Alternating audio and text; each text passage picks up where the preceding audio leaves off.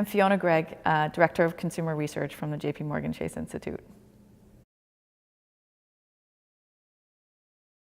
So we assembled a data asset using the bank's proprietary transactions and monthly balances that we see by virtue of being the biggest bank in America.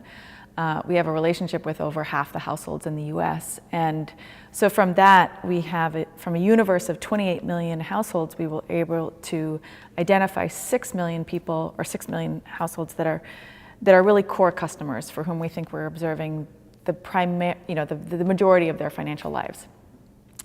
We then took a 1 million person sample most recently just to understand income volatility in and of itself. We identified a couple of key findings. One is that income volatility is very high. So, 55% of US households experience 30% swings in total income on a month-to-month basis.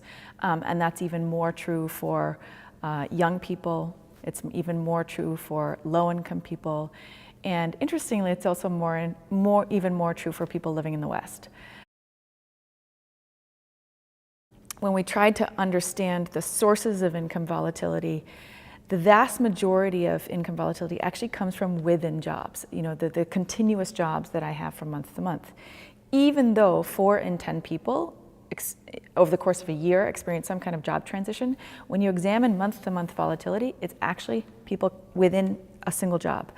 And so then you unpack that even more, and we discovered that the paycheck amounts itself, from one paycheck to another, is a big source of the volatility. That this could be variation in hours, this could be your experience, you get an extra paycheck because it's bonus season, or it could just be other idiosyncrasies that are going on.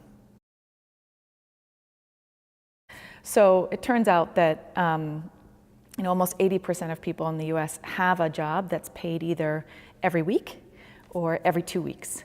And when you roll that up to a monthly basis, there are 4 months out of the year where that have 5 Fridays instead of 4. And so that in and of itself generates volatility, because in some months you receive an extra paycheck than in others. And that matters not because, in some sense of the world, you're getting exactly the same amount of income every week or every 2 weeks, assuming that your paycheck values are the same, which they may or may not always be. But it turns out that a large sum of your expenses are on a monthly basis.